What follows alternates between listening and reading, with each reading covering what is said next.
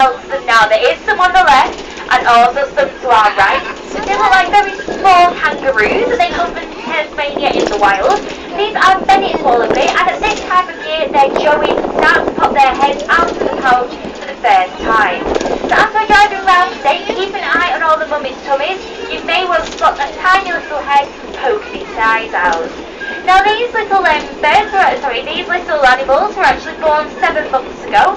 They were about the size of a jelly baby and they will have to crawl up into their mummy's pouch. Now they've actually spent their time getting nice and warm and getting bigger, and if you keep your eyes you might well just be able to spot with these on the left who are lying down. They've just got some tiny little heads poking out. Now a bit bigger than the wallabies, on the left hand side there you might notice we've got our Asian elephants heading back to their walk. Now not just these ones on the left, if you look to the right hand side you can see them a little bit closer. We have 9 Asian elephants here at Whipsnade Zoo. They do get to go out on a walk every single day, but we've taken them in 2 groups today. So if you keep your eyes on the right hand side there, you'll be able to spot some of our Asian elephants.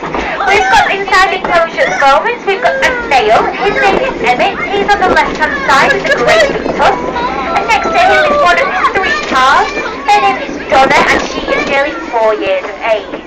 Now we're joined by 2 females, they are called Luca and Kaylee. Kaylee is on the right hand side and she is actually the boss of all the elephants here at the zoo.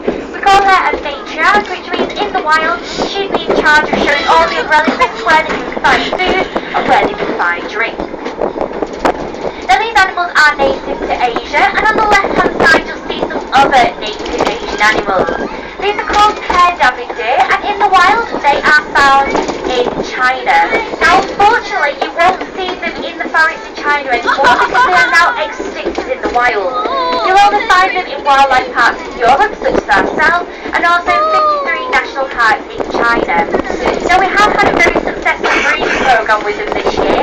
We had 25 babies born in the last 12 months, and we hope that some of these will then go on to live in the national parks in China, and eventually would like to reintroduce these back into the wild. It's always a shame when animals become extinct in the wild, but it's great when we can actually have these breeding programs. Just by you coming in today and spending money on the ticket to come into the zoo, you have been donating on these projects.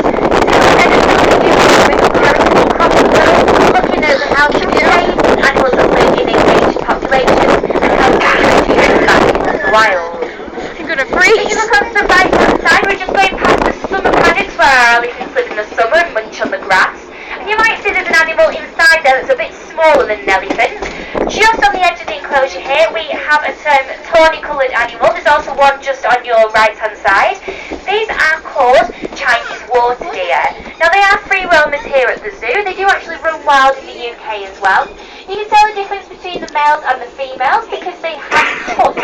If you look at these on our right hand side, we have a female at the back, and leading her we have her male. Now interestingly enough, they don't grow antlers, the males do grow tusks instead, and that's how we can tell the difference between the 2 different sexes.